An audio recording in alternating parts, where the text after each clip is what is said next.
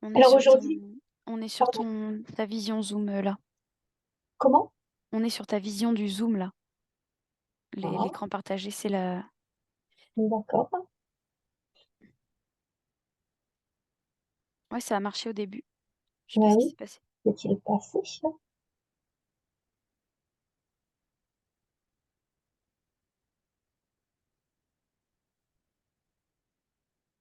J'ai plus rien. Tu veux que je partage? Je veux bien. J'ai plus rien. Plus rien où? Bah, sur mon deuxième écran, je ne sais pas ce qui se passe. Ah, ok.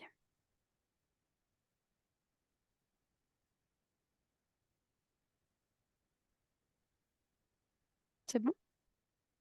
C'est bon. Donc, deuxième ou troisième webinaire de l'année sur les pédagogies actives. Je te Ah, laisse il y avancer, a des gens Ophélie. qui arrivent encore, ouais. Ouais, c'est pas grave. Je te laisse avancer, Ophélie. On va passer directement à l'autre diapo, la suivante. Oui, oui, Cumulus ne répond pas trop là. Nos objectifs, définir les pédagogies actives. Voilà. Enfin, on va tenter de définir, enfin, de donner au moins une définition, enfin, d'éclairer cette définition un peu par les résultats de la recherche en pédagogie, et enfin de contextualiser par quelques exemples simples ou plus lourds à mettre en œuvre. Voilà, on va vous donner quelques idées. Donc une définition. Il n'y a pas qu'une définition, il y en a plusieurs.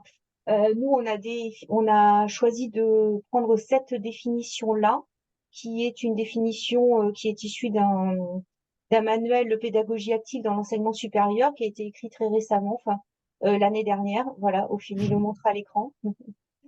Il est dans nos bureaux si vous voulez les emprunter. C'est un manuel qui montre à la fois, des témoignages d'enseignants, donc pas mal. Il y a vraiment pas mal de témoignages qui expliquent comment ils ont mis en place différentes techniques de pédagogie active, différentes pratiques, et puis quelques résultats de la recherche.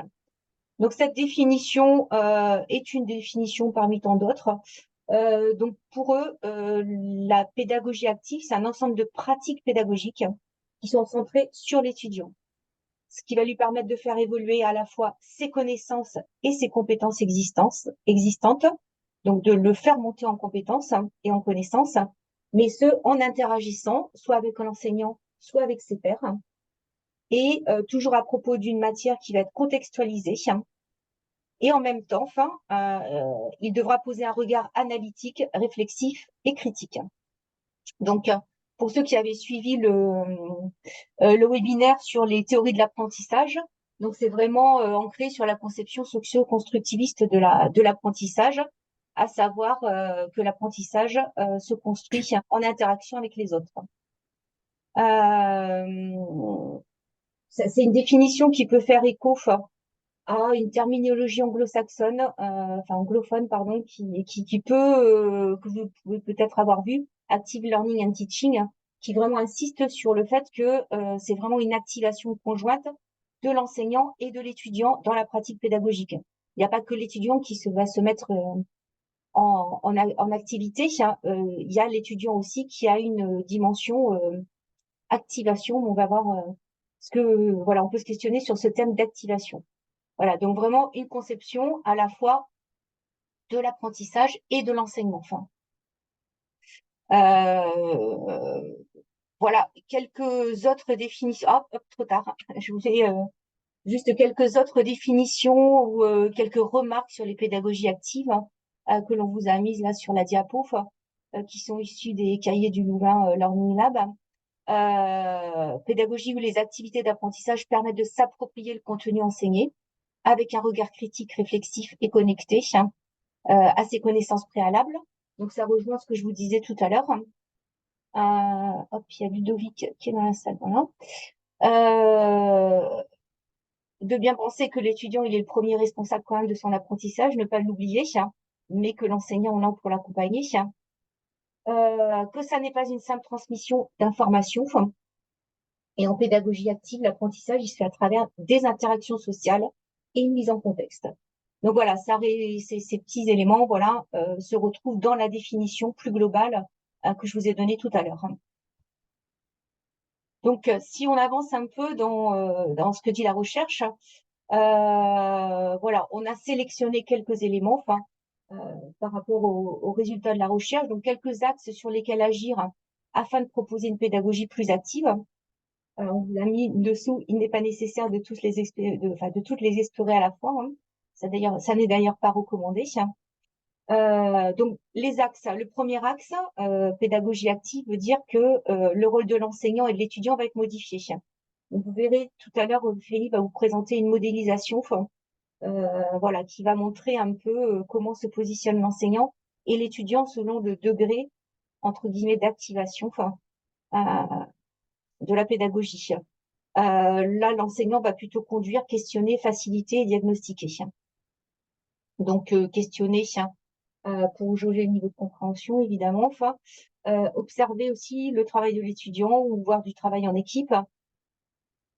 Fournir des rétroactions, enfin, c'est une des choses les plus importantes. Donc, la rétroaction va pas se faire uniquement sur un devoir, hein, mais plutôt, il faut qu'elle soit très récurrente et très rapide sur le travail des étudiants. Enfin, c'est ce qui est préconisé dans les pédagogies actives. Bon, un contexte d'apprentissage authentique. Alors, on peut pas toujours trouver un contexte d'apprentissage authentique, mais il y a des techniques telles que les apprentissages par projet, problème, qui sont vraiment basées généralement sur des situations de la vraie vie, si je puis dire.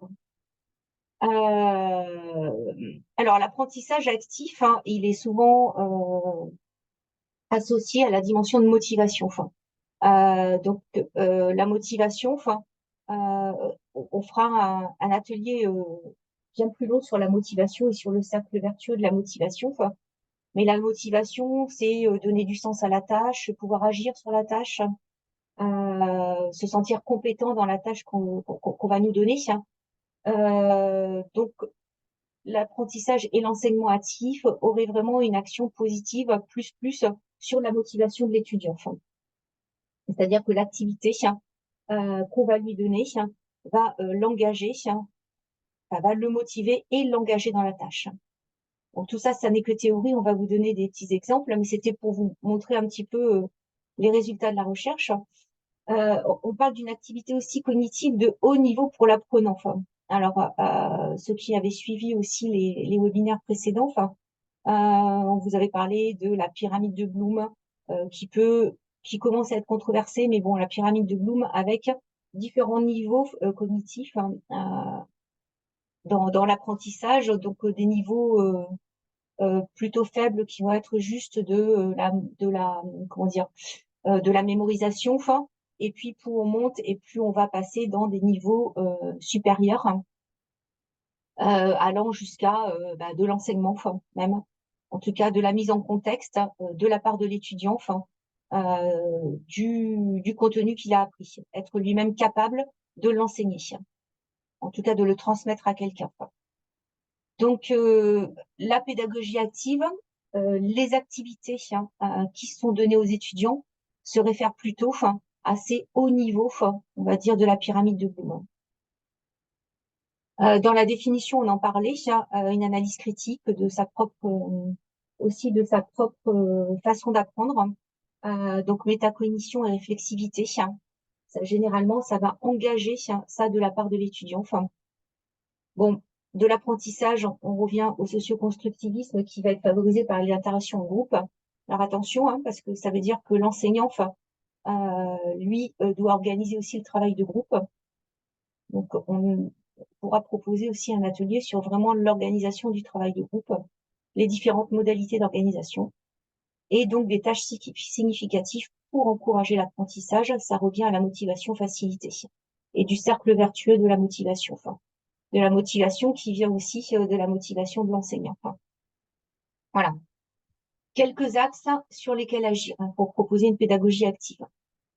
Si on illustre ça, Félix, je te laisse avancer. Il y a des modèles, on a beaucoup parlé d'activation cognitive, donc il y a des modèles qui ont été mis en place,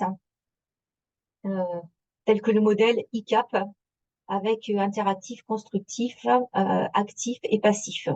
C'est-à-dire des modèles qui vont montrer différents modes d'engagement cognitif et qui peuvent, comment dire, se mettre en parallèle de cette fameuse pyramide de Bloom avec les différents niveaux d'apprentissage. Et donc, à côté, vous avez les modes d'engagement. Enfin, comme vous assistez à un cours, enfin, l'étudiant assiste à un cours avec l'exemple de lire un texte, visionner une vidéo, et quels sont les apprentissages réalisés. En fonction, enfin, du mode d'engagement cognitif, le résultat ne va pas être le même. D'accord? Donc, assister à un cours, s'il y a une réception passive, il va écouter sans ne rien faire d'autre que d'écouter l'enseignant. Enfin, donc, c'est vraiment le mode passif. Une manipulation, on va dire, un peu active, ça va être répéter ou copier les étapes d'une solution, prendre des notes. Déjà, un deuxième, généralement, je pense que la plupart de vos étudiants sont dans cette manipulation active, moins de prendre des notes. Une production constructive, c'est-à-dire que c'est réfléchir à haute voix, poser des questions. Où là, l'étudiant va formuler quelque chose à haute voix et s'adresser aux autres.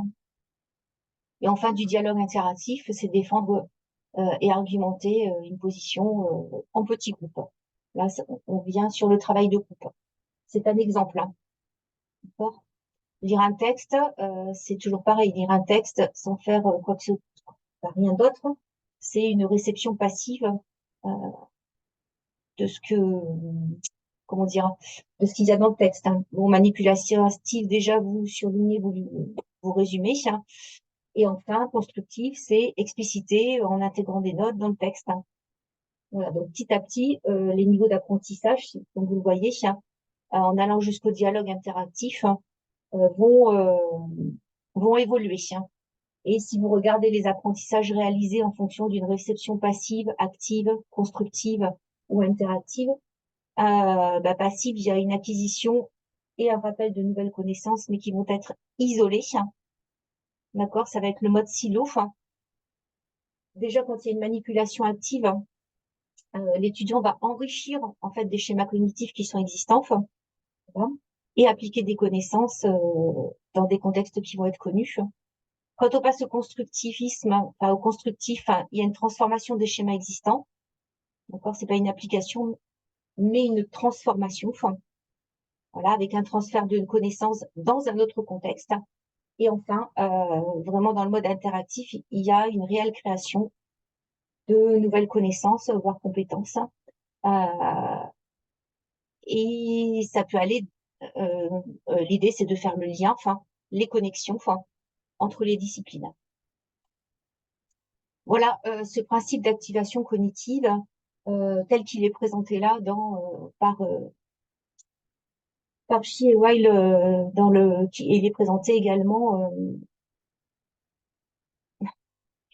Je vois une question, on peut faire une petite pause pour répondre à la question de Philippe.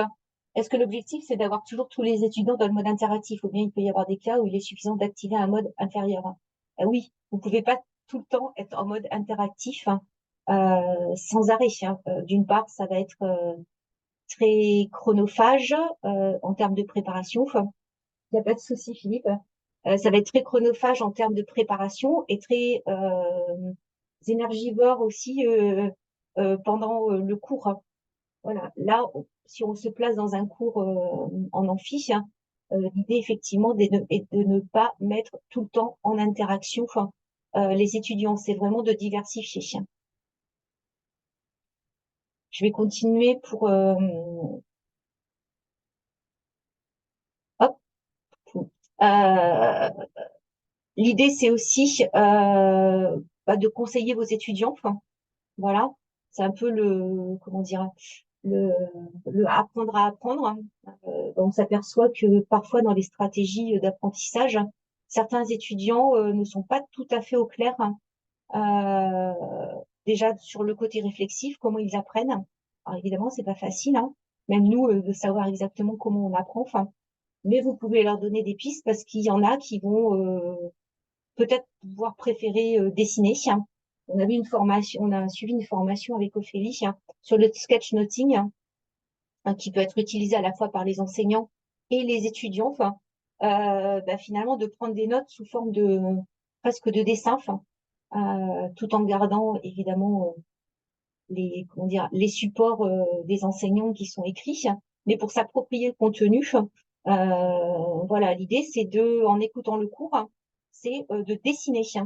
Voilà, du coup ça active vraiment comment dire, la compréhension, parce qu'il faut retranscrire d'une autre façon que celle qui est transmise par l'enseignant à l'oral. Il y en a qui ont besoin de beaucoup agir et de manipuler. Il y en a d'autres qui ont vraiment besoin de s'auto-expliquer. Voilà, à l'oral. L'enseigner, c'est une des actions les plus efficaces pour s'approprier un contenu. Évidemment, tous vos étudiants ne peuvent pas devenir enseignants. S'auto-évaluer. Moi, j'ai vu des étudiants qui carrément se créaient des questions, voilà, ou aller chercher des questions et puis aller ensuite s'auto-évaluer quelques jours après pour voir si, voilà, si c'était au clair ce qu'ils avaient appris. Voilà, résumé. En fait, voilà, c'est aussi de conseiller à vos étudiants de voir comment ils apprennent. On a un module que l'on pourrait transmettre aux étudiants via Moodle qui a été conçu dans le cadre d'un projet avec les prépas, sur le apprendre à apprendre et qui aide les étudiants aussi dans leur stratégie d'apprentissage. Donc voilà, et ça permet une activation cognitive autre que voilà, réécrire ou apprendre ou lire ou voilà, ou seulement écouter. Donc, je vais avancer un petit peu. Voilà. Alors évidemment, frein et levier, c'est pareil. Il y a eu quelques verbatims qui ont été, comment dire, recueillis auprès d'enseignants. Quand on leur parle de pédagogie active. Alors, un petit levier, ça peut être le plaisir de changer par l'innovation. Voilà, un levier pour l'enseignant d'en avoir marre de faire ce qu'il fait, donc de trouver d'autres pistes. Et puis, par rapport au cours, le rapport au temps, où il est différent. Voilà, quand vous êtes en cours, quand vous mettez en place une pédagogie active, plutôt que de passer une heure en transmissif, voilà, vous pouvez passer une heure d'une autre façon. Quelques freins, il y a la résistance au changement, mais ça, c'est pas lié que aux enseignants, c'est pour tout le monde. Voilà, mais c'est un fait, c'est humain. Et puis parfois la solitude de l'innovateur. C'est des choses qu'on a beaucoup entendues dans les enseignants qui souhaitent innover, qui se sentent un peu seuls. Donc l'idée, c'est aussi de travailler peut-être avec d'autres enseignants ou de créer des communautés de pratique sur la classe inversée, sur la classe renversée. Euh, voilà. Et nous, on est là aussi pour ça, pour vous accompagner. Mais ça peut être accompagné de façon individuelle ou de façon collective en communauté de pratique. Dans le rapport au temps, il y a effectivement le côté chronophage pour préparer justement, pour préparer vos cours. Évidemment, ça va être, comment dire, on a vu les scénarios pédagogiques dans la précédente formation. Ça nécessite l'écriture d'un scénario un peu plus serré que si vous restez dans un mode transmissif pendant une heure. Voilà, à quel moment vous allez mettre les activités, euh, les interactions avec les étudiants, etc. Donc, je sais pas si vous avez vu quelques verbatims. Voilà, donc mieux appliquer et donc motiver les étudiants. Ça rejoint un petit peu ce que je disais tout à l'heure. Des interactions plus fortes. Donc ça, c'est vraiment des choses qui ressortent entre étudiants avec un enseignant, entre étudiants entre eux. Donc des choses un peu plus vivantes pendant le cours. Ça permet aussi parfois d'instaurer un climat de confiance. Voilà. Et surtout, de toujours dire à vos étudiants, en fait, voilà, on va tester autre chose aujourd'hui quand vous avez envie de vous lancer. Voilà, de les mettre un peu dans le, comment dire, dans la nouvelle façon, que vous avez imaginée, de les mettre au courant dès le départ.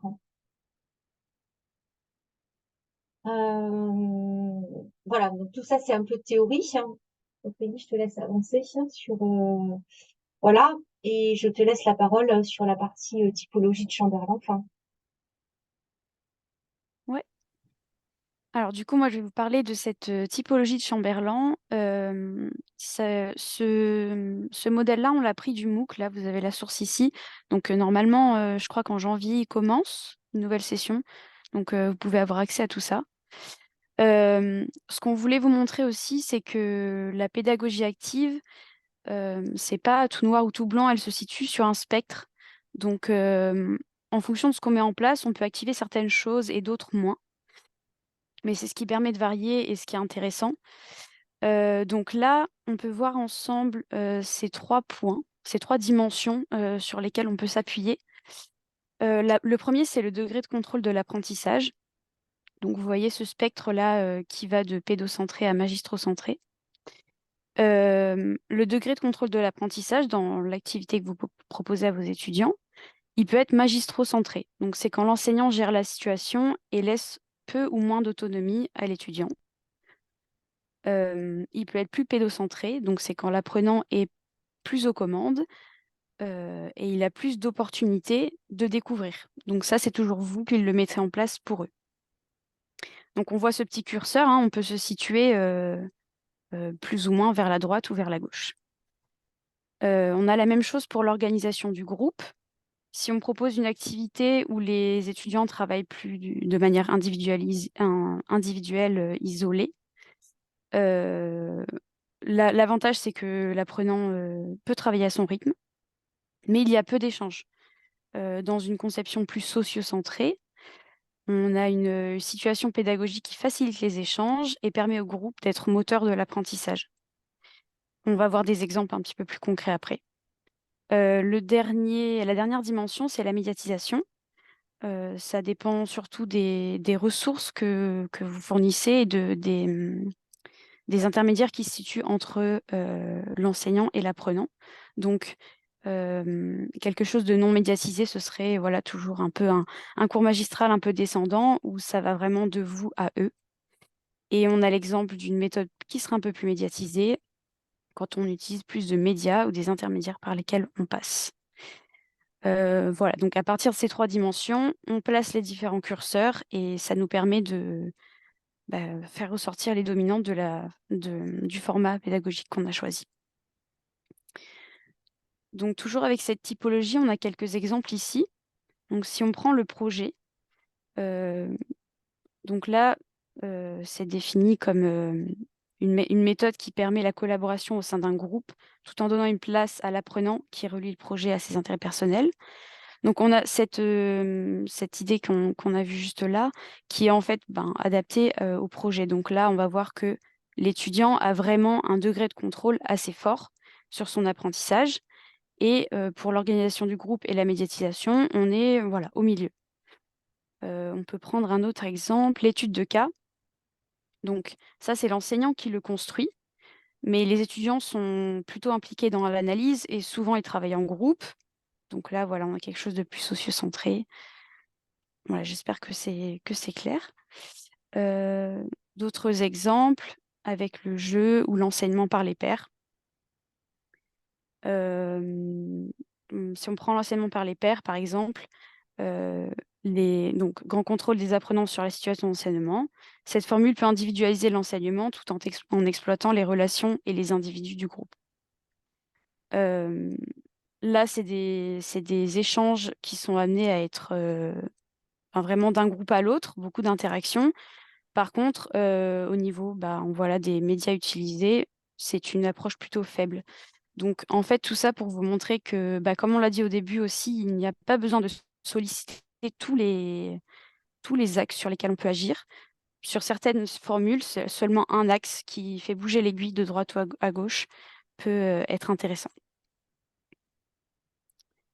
Maintenant, on va vous proposer un peu des exemples dans ce que vous pouvez appliquer en cours. On vous en a déjà parlé aussi dans des formations précédentes, les techniques de rétroaction en cours. Ça, c'est des petits formats que vous pouvez utiliser qui sont vraiment simples à mettre en place, parce que ça peut être juste un temps d'échange, des questions. Donc voilà, je vous ai mis des exemples, activités courtes, QCM, discussion, WooClap. Donc WooClap, par exemple, avant, pendant, après un cours, selon votre objectif. On peut proposer aux étudiants un nuage de mots, par exemple, ou d'écrire en sortant du cours sur un papier ce qu'ils ont compris, ce qu'ils n'ont pas compris, ce qu'ils ont le mieux retenu, ce qu'ils ont préféré, etc. Et c'est des choses qu'on peut réutiliser sur le cours suivant, par exemple en leur faisant s'expliquer entre pairs, si quelqu'un n'a pas compris quelque chose, ou même pour vous, eh bien, voir si une certaine partie du cours n'a pas été comprise, peut-être par la majorité des étudiants.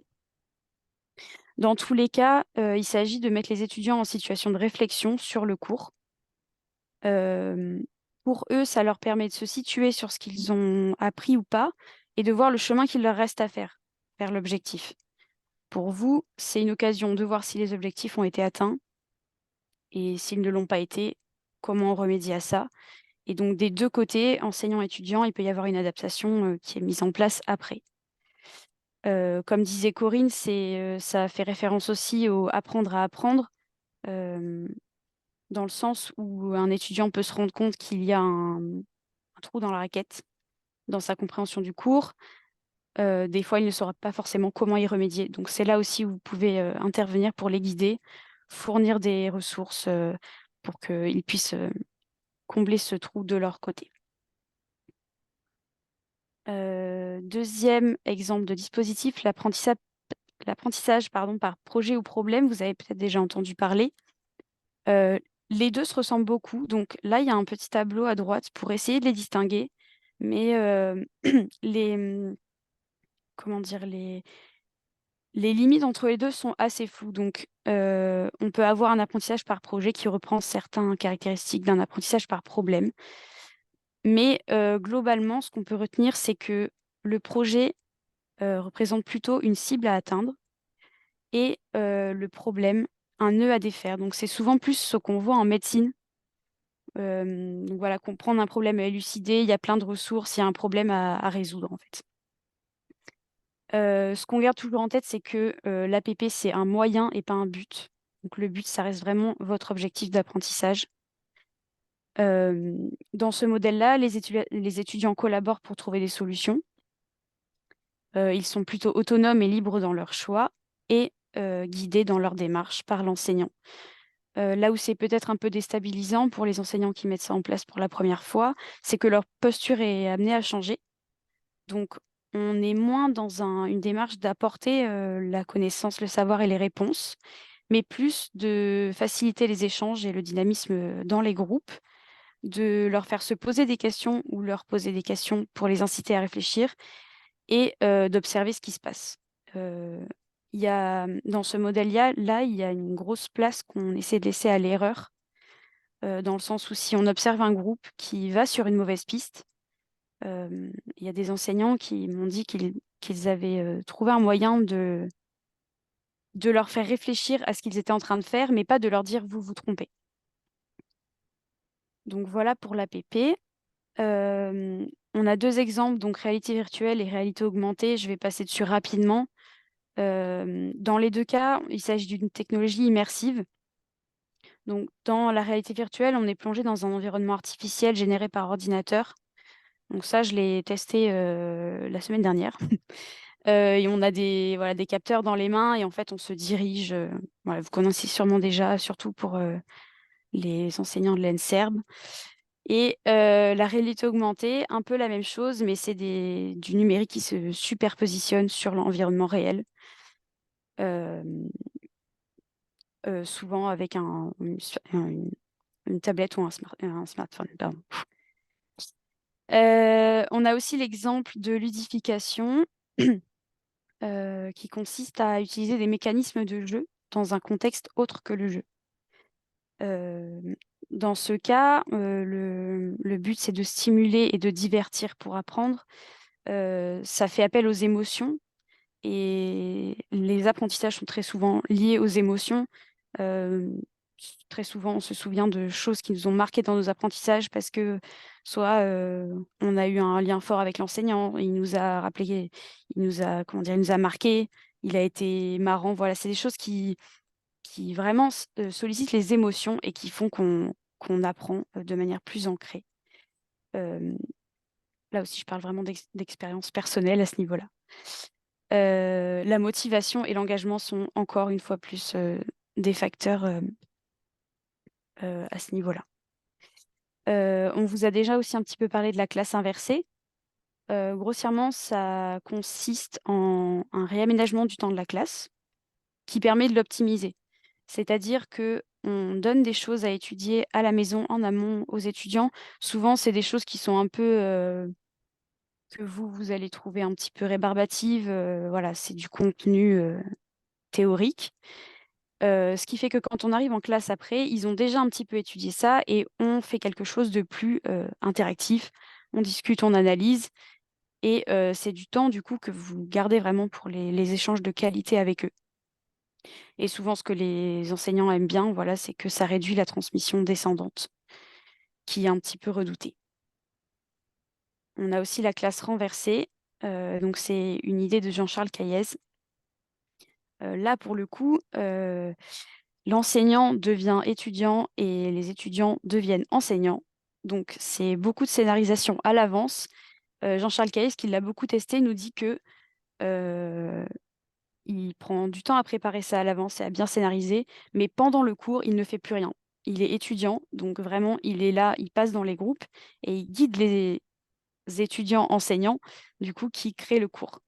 Donc en fait, l'idée, c'est que l'enseignant fournit les ressources aux étudiants et ils construisent le cours qu'ils doivent après présenter à l'enseignant. C'est un peu, désolé pour la confusion, mais comme l'enseignant passe étudiant, on ne sait plus trop de qui on parle. Et donc, en fait, l'enseignant est en position d'étudiant, il va poser des questions et questionner sur ce cours qui a été construit. Donc là aussi, c'est un travail en groupe qui mobilise l'intelligence collective.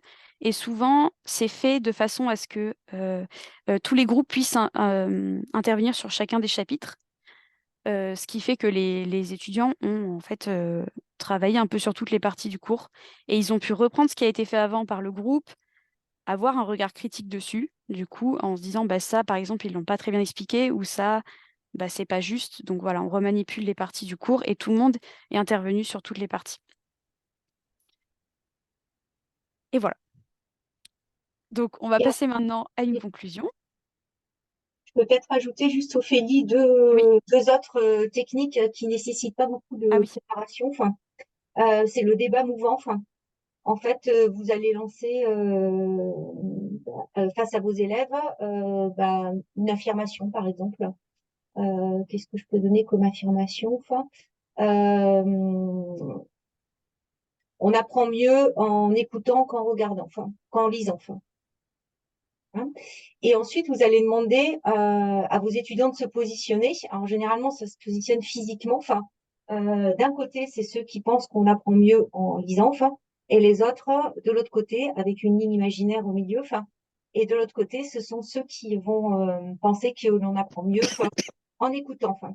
Et ensuite, de part et d'autre de chaque groupe, chacun va devoir donner un argument, enfin, pour dire pourquoi en fait, qu'il argumente pourquoi il a choisi ce côté-là.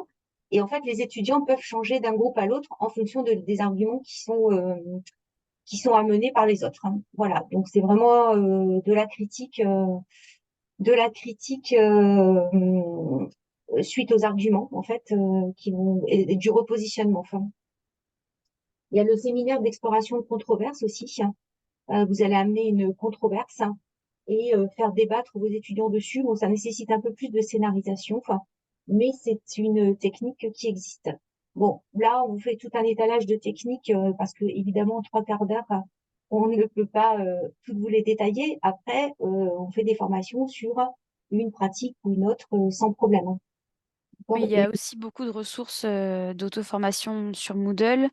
Et l'an dernier, notre stagiaire Marie-Pierre a créé des fiches qui reprennent plein de petites techniques comme ça, qui sont Bon, expliquées rapidement. Donc ça vous indique voilà, le temps de préparation, le temps de mise en place dans la classe et en gros quel est l'objectif. Donc c'est des petites activités de réflexion qui ressemblent un petit peu à ce que vient de dire Corinne, qui prennent pas trop de temps à mettre en place. Donc on a ces fiches-là qui sont disponibles sur Moodle aussi. c'est sur Moodle, dans la cellule ingénierie pédagogique, c'est les fiches pratiques de la CIP, de la cellule ingénierie pédagogique.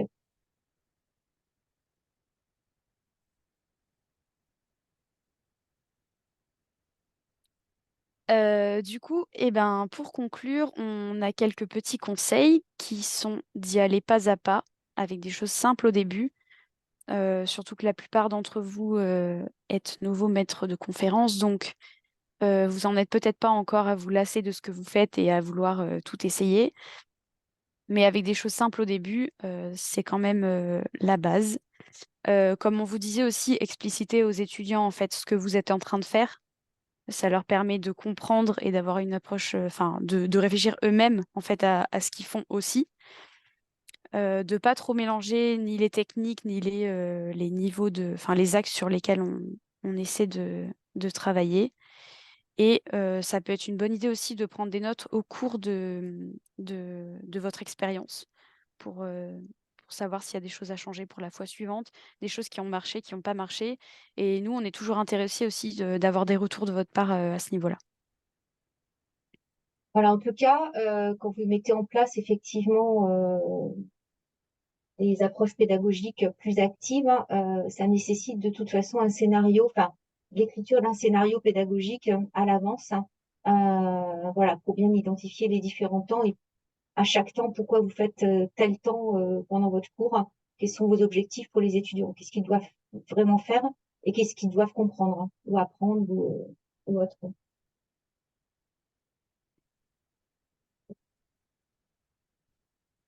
Bon, si vous avez des remarques ou des questions, n'hésitez pas, c'est le moment. Nous, on n'a pas du tout fait de pédagogie active, là, comme vous l'avez vu. On vous a transmis, mais alors d'un bloc, hein. On s'est quand même arrêté, on a été un peu flexible quand Philippe a posé une question. Nous, on a été hyper transmissible. J'ai entendu un début de parole. Je crois que c'est Ludovic qui a son micro qui n'est pas désactivé.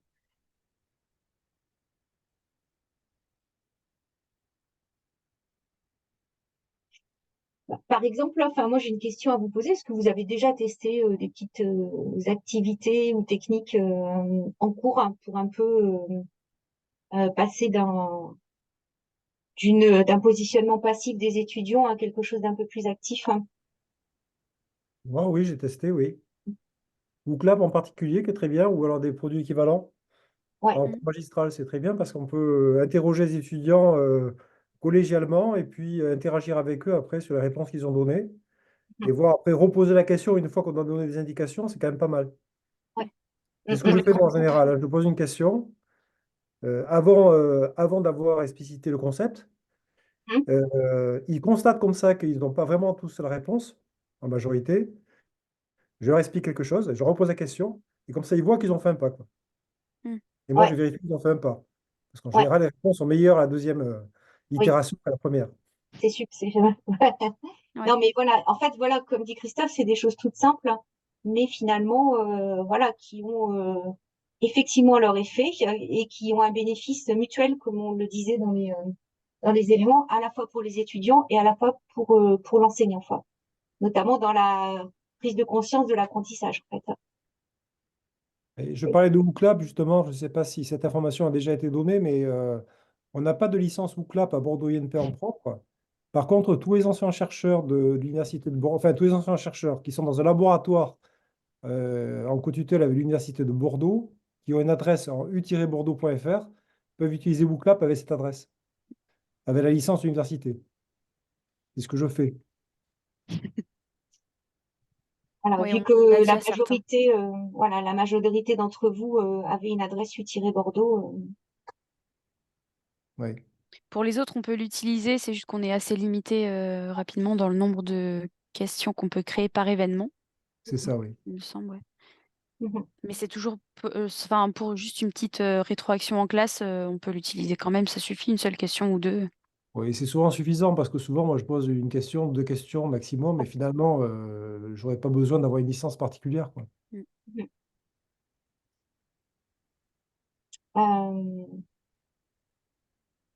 Euh, je voulais juste dire autre chose. Ouais, les techniques qu'on vous a présentées, tout ce qui est classe renversée, classe inversée, etc. Enfin, APP, ou autre, hein, même. Voilà, on peut prendre un temps, enfin, pour développer justement ces méthodologies-là, ces pratiques-là, enfin, pour les décortiquer un peu, enfin, et travailler souvent, enfin, tout ce qui est classe inversée, nous, quand on a fait la formation, enfin, on- au préalable, l'enseignant identifie un cours sur lequel il va travailler, un cours à lui. Du coup, on travaille de façon pratique, en fait. Hein, les ateliers après, ils sont beaucoup plus pratiques.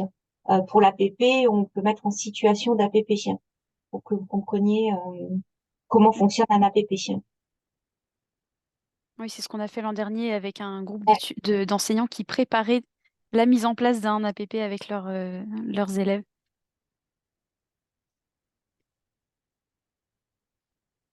On a un message de Ludovic. ouais, Ah, je, je vois plus les il a messages. enfin un ordi, je crois. Oh, c'est vrai, ça. C'est pas un Tamagotchi, Ludovic, hein. Alors, Parce que Ludovic, depuis le début, a eu un ordinateur de la part de son labo, mais qui, comment dire, n'avait ni caméra, ni haut-parleur, hein. C'est vrai que c'était un peu limité. c'est le sien, visiblement, en fait. Ah, d'accord. Voilà, enfin, vous avez des remarques par rapport à ça? Est-ce que ça peut vous paraître effrayant, difficile, pas motivant? Voilà, enfin, il y a plein de... Vous pouvez vous positionner de plein de manières différentes, hein. Envie d'essayer?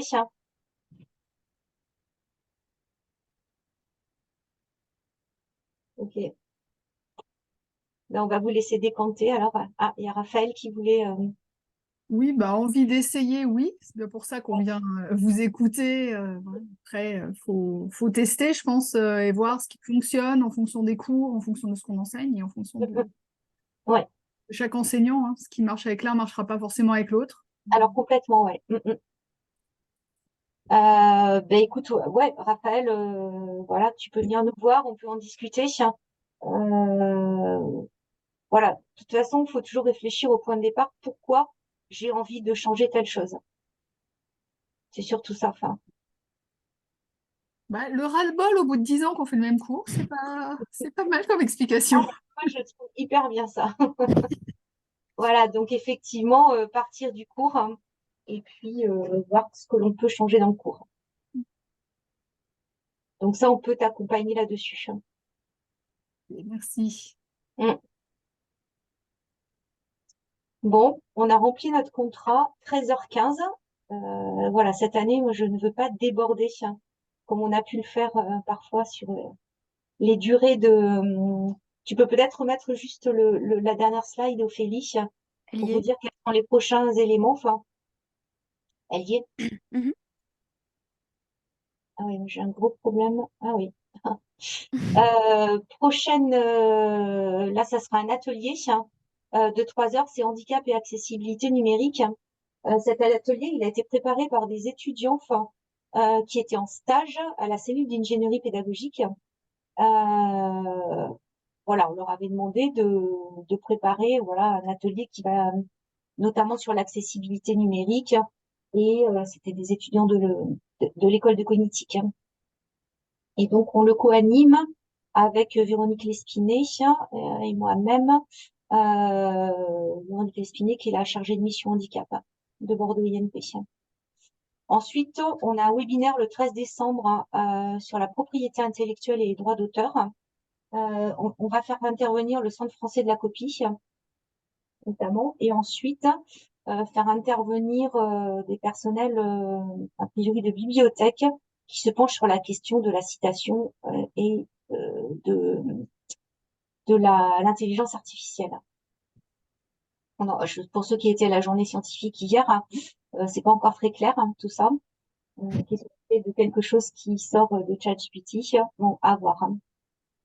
Voilà. Mais voilà, ce webinaire, c'est aussi de vous montrer simplement qu'est-ce que vous avez, qu'est-ce que vous devez faire si vous créez une ressource et que vous voulez la protéger, une ressource pédagogique, hein, bien sûr, ou si vous utilisez la ressource pédagogique d'une autre personne. Et enfin, un atelier sur les espaces physiques d'apprentissage. Alors, c'est quoi les espaces physiques d'apprentissage? Les salles d'apprentissage actifs telles que le Creative Lab, l'Innov Lab, ce genre de salles assez modulables et qui peuvent avoir un impact sur la pédagogie que vous allez mettre en place. Là, on aura un témoignage d'une enseignante qui utilise une des salles et puis va vous proposer des scénarios aussi d'utilisation de la salle. Voilà. Eh bien, merci à vous d'être venus. Merci à vous deux pour cette présentation. Merci. Et à très bientôt. Et bon après-midi. Merci. Merci. Au Merci. revoir. Merci, au revoir. J'arrête l'enregistrement.